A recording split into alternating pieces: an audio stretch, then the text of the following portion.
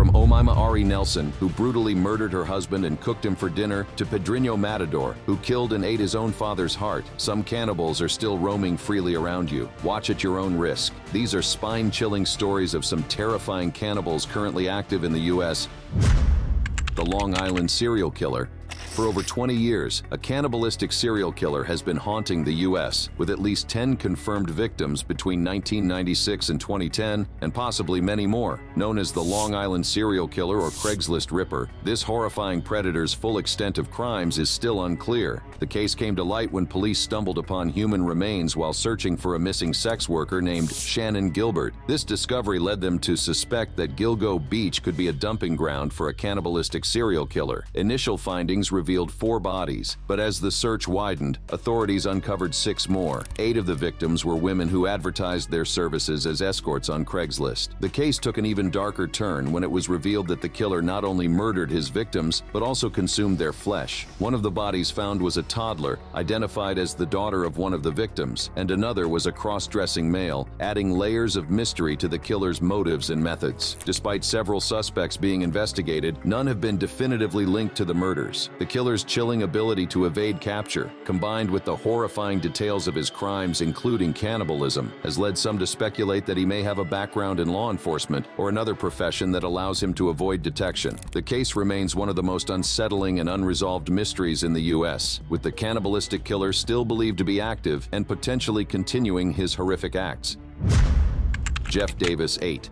Between 2005 and 2009, the bodies of 8 young women, ages 17 to 30, were found in the swamps of Jefferson Davis Parish near Jennings, Louisiana. These women had some eerie connections. Many knew each other, with at least one pair being cousins. Even more unsettling, all the victims had been police informants, some of whom had reported on other Jeff Davis victims before they were killed. Adding to the horror, it's believed that the killer or killers were cannibals, eating the flesh of their victims. This gruesome detail makes the case even more chilling. The investigation has not identified any solid suspects, but there have been serious allegations of police misconduct. An investigative reporter later suggested that the killers might be connected to law enforcement, which fits with the fact that many victims had been informants. In October 2019, interest in the case was renewed as a result of Showtime's new documentary on the case. The cannibalistic killer is still thought to be active, with the case remaining one of the most frightening and unresolved mysteries in the U.S. The West Mesa Bone Collector. In February 2009, a woman walking her dog near Albuquerque, New Mexico, made a chilling discovery when she found what appeared to be human bones on a mesa. This led to a police investigation that uncovered a horrifying crime scene: the remains of 11 women scattered along the same stretch of land. These victims, aged between 15 and 32, were all involved in the sex trade, with most being of Hispanic descent. Tragically, one of the women was pregnant at the time of her murder. The case is deeply unsettling, not only because of the number of victims, but also due to the horrific nature of the murders. It's feared that the killer has been a cannibal and consumed the flesh of the victims. 2 primary suspects have been investigated in connection with the case. Lorenzo Montoya, who lived in a trailer just a few miles from where the bodies were found, was killed in 2006 by a sex worker who was likely his next intended victim. Joseph Blee, another suspect, was a known rapist in the area. When police searched his home, they found a disturbing collection of women's jewelry and underwear, raising suspicions about his involvement. However, no concrete evidence has been found to link either Montoya or Blee directly to the murders on West Mesa. Despite the strong suspicions, police have not been able to establish a definitive connection between the suspects and the victims. The case remains open, and the true identity of the killer or killers is still unknown. The possibility that the cannibalistic killer is still active adds to the ongoing fear and mystery surrounding this case. It's terrifying, isn't it? The Rainbow Maniac. Over 18 months, this brutal killer targeted gay men, murdering 13 victims in a horrifying manner. Each victim was executed with a bullet to the head and left in park with their trousers around their ankles. The method of killing was chillingly consistent, and the brutality of the acts only deepened the terror in the community. One of the victims was beaten to death and his body parts were eaten, and the 12th victim endured a particularly savage fate, being shot a total of 12 times. The killer's modus operandi, combined with the extreme violence, suggested a deeply personal personal hatred towards the victims. In 2011, a suspect was arrested in connection with the murders and brought to trial. However, he was acquitted by the jury, leaving the true identity of the Rainbow Maniac shrouded in mystery. The case remains unsolved, and the killer's identity is still unknown. There are disturbing reports that this killer has relocated to the United States, continuing his reign of terror under a new guise. The Rainbow Maniac's potential presence in the U.S. raises the alarming prospect that he could continue his heinous crimes, making it crucial for authorities to remain vigilant and for communities to be aware of the ongoing danger. Idon Forest Serial Killer.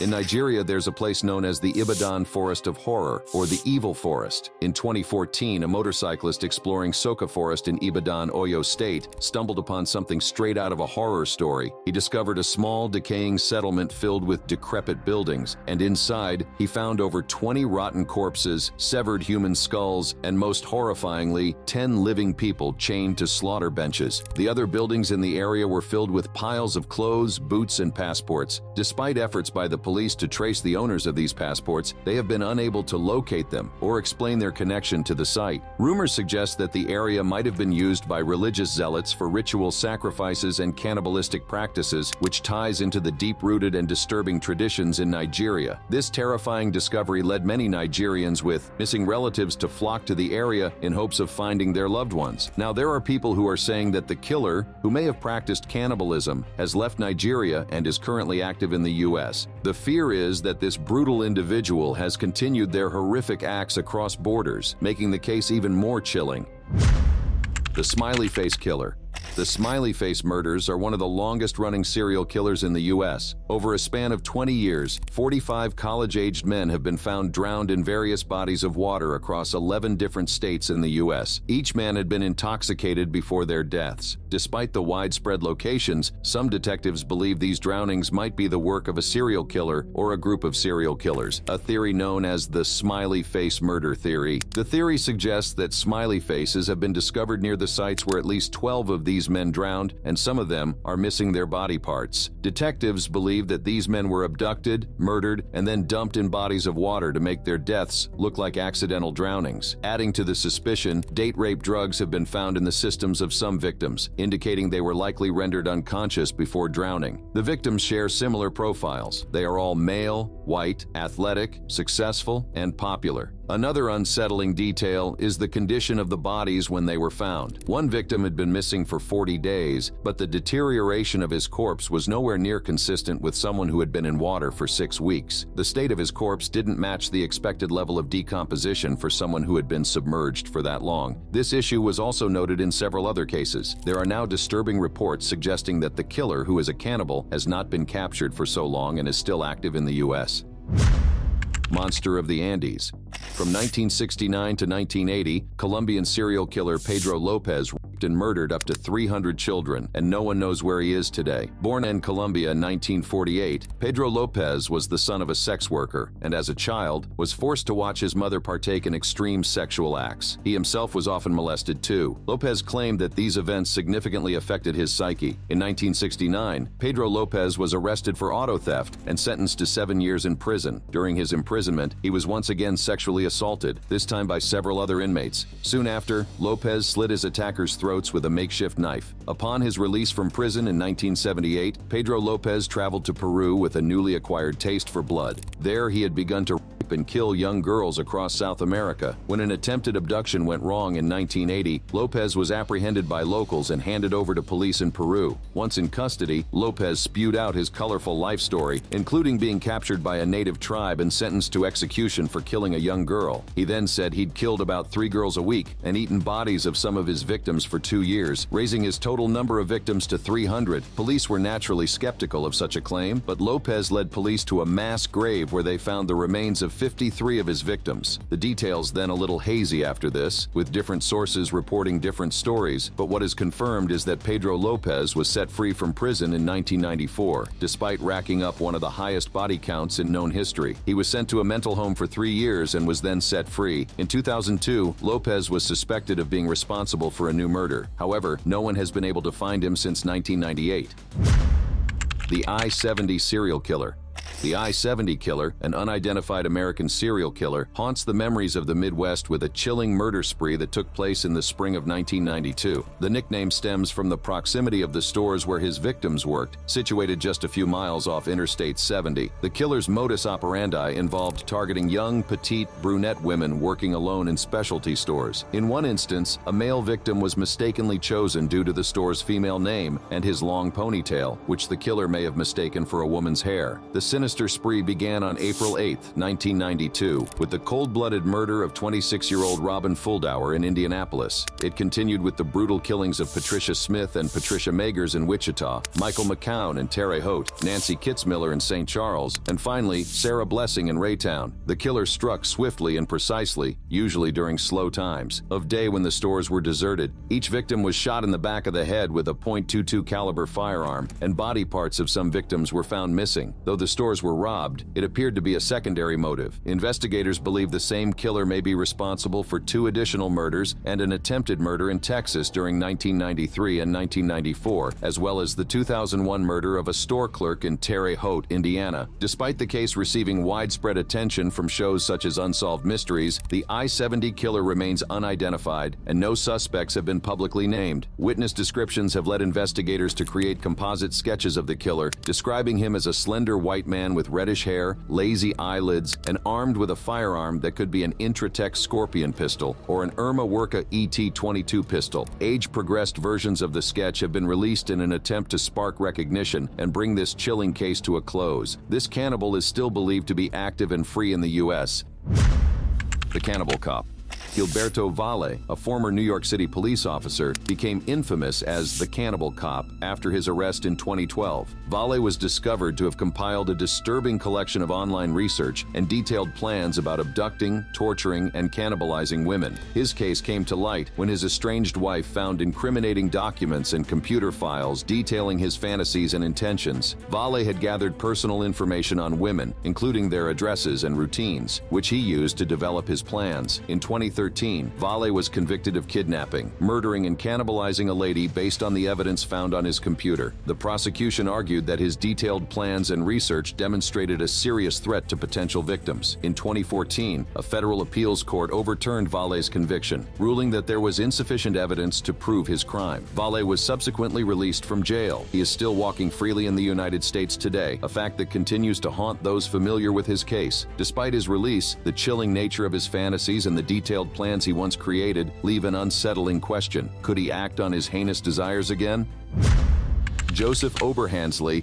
Joseph Oberhansley's case is one of the most shocking and gruesome examples of cannibalism in recent U.S. history. In September 2014, Oberhansley was arrested in Jeffersonville, Indiana, after the brutal murder of his girlfriend, Tammy Jo Blanton. The details of the crime are horrifying. Oberhansley broke into Blanton's home, attacked her, and then proceeded to mutilate her body in a manner that shocked even the most seasoned investigators. After gaining entry to Blanton's home, Oberhansley attacked her with a knife, inflicting fatal wounds. But the horror did not end there. Oberhansley later confessed to the police that after killing Blanton, he used an electric jigsaw to open her skull, removed parts of her brain, heart, and lungs, and then cooked and ate them. The extent of the mutilation and cannibalism stunned the local community and drew widespread media attention. Oberhansley had a history of violent behavior, which included a prior conviction for killing his previous girlfriend when he was just 17 years old. At the time of Tammy Jo Blanton's murder, he was out on parole for that earlier crime. During his trial for Blanton's murder, Oberhansley's mental state was a significant focus. His defense argued that he was not mentally competent to stand trial, pointing to his history of mental illness and erratic behavior. However, the court ultimately found him competent, and in September 2020, Oberhansley was convicted of murder and sentenced to life in prison without the possibility of parole. The case of Joseph Oberhansley is a chilling reminder that cannibalism still exists in the U.S. It shows the depths of human depravity and the devastating consequences of untreated mental illness. Egyptian cannibal model.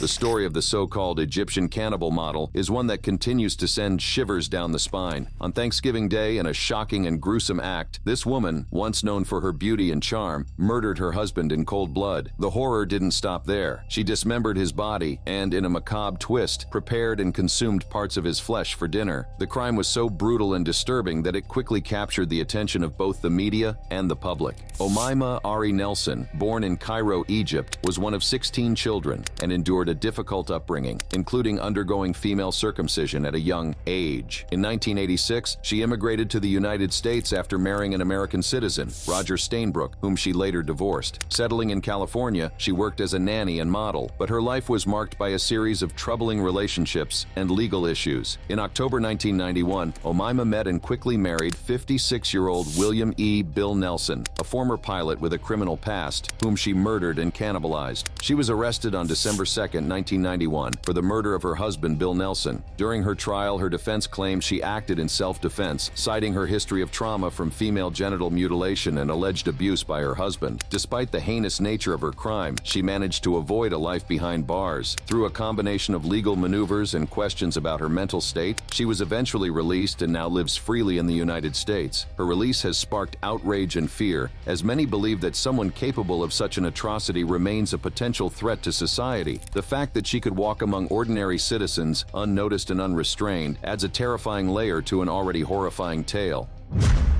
Stanley Dean Baker. In July 1970, the small town of Great Falls, Montana, was rocked by one of the most gruesome crimes in its history. James Schlosser, a 22-year-old recent college graduate, was brutally murdered, dismembered, and partially eaten. The horrific incident began when Schlosser, a quiet and kind young man, picked up two hitchhikers, Stanley Dean Baker and Harry Allen Stroop, while heading to a fishing spot. The horrific crime shocked the community when Schlosser's mutilated torso was discovered by a fisherman near Gardner, Montana. Baker, who admitted to cannibalism and dismemberment, claimed he acted alone, but Stroop was also implicated. Despite the gruesome nature of the crime, Stroop was only convicted of manslaughter and served a mere 2 years in prison. After their arrest, Baker and Stroop were quickly connected to the murder through a series of events, including a car crash in California, where Baker calmly confessed to being a cannibal. Baker's trial was notorious for his bizarre behavior, claiming to be Jesus, and even hinting at involvement in other unsolved murders, including a possible connection to the Zodiac Killer. However, the focus remained on the tragic death of Schlosser, who was remembered as a quiet, kind young man from a local grocery-owning family. Despite being sentenced to life, Baker was paroled in 1986 after serving just 16 years, sparking outrage and fear among the community still now. Stroop, on the other hand, was released after serving 2 years of his 10-year sentence. The Big Lurch. Big Lurch, whose real name is Antron Singleton, is a rapper with a chilling criminal case linked to him. The story begins on April 10, 2002 in Los Angeles, where Tynesha Isaias was found brutally murdered. Her body was discovered with severe injuries, including bite marks and an open chest cavity. Nearby, police encountered Antron Singleton, who was found wandering the streets naked, covered in blood and behaving erratically. They also discovered that he had human flesh in his stomach. Antron Singleton had moved to Los Angeles to further his rap career after a severe car accident left him with chronic pain. To manage his pain, he started using PCP. On the night of Tynesha's murder, there was a party at his house, and he was given large amounts of PCP. He claimed that he lost consciousness and had no memory of the events leading up to Tynesha's death. During his trial, Singleton's defense lawyer, Milton Grimes, faced criticism for his handling of the case. Important evidence, such as fingerprints and DNA not matching Singleton, was not properly presented. The trial was quick, and Singleton was convicted and sentenced to life in prison without the possibility of parole. Singleton has always maintained his innocence, arguing that he was unfairly tried and that the evidence was mishandled. His case remains controversial, with ongoing debates about whether justice was truly served. He continues to seek a retrial, asserting that he was not given a fair chance to prove his innocence. Michael Woodmansee. In 1975, Michael Woodmansee, a 16-year-old from Rhode Island, committed a horrific crime when he kidnapped and murdered 5-year-old Jason Foreman. On the day of the murder, which was also Jason's mother's 25th birthday, Woodmansee lured the young boy into his home, claiming it was a friendly gesture. Once inside, Woodmansee brutally stabbed Jason in the chest and then concealed his body in a trunk. The boy's disappearance led to a nationwide search, but the true nature of his fate remained unknown until years later. Case took a dark turn in 1982 when when Woodmansey attempted to strangle a 14-year-old newspaper delivery boy who managed to escape and alert the police. This incident led to Woodmansey's arrest and eventual confession. During the subsequent investigation, authorities discovered Jason's skull and bones in Woodmansey's home. The bones had been preserved and shellacked, and a disturbing journal detailed the brutal murder. Woodmansey's confession included graphic descriptions of his actions, and he even admitted to eating some of Jason's flesh, a claim that shocked the public. In February 1983, Woodmansey pleaded guilty to second-degree murder as part of a plea deal, which spared the Foreman family from having to endure a grisly trial. He was sentenced to 40 years in prison. The court ordered the sealing of all evidence related to the case, including Woodmansey's journal, to protect the family from further distress. Recently, it was revealed that Woodmansey is set to be released 12 years early due to a prison reward system that reduces sentences for good behavior and work. This news has caused outrage, especially from Jason Foreman's family. John Foreman, Jason's father, has publicly vowed to kill Woodmansey if he is released. Pedrino Matador.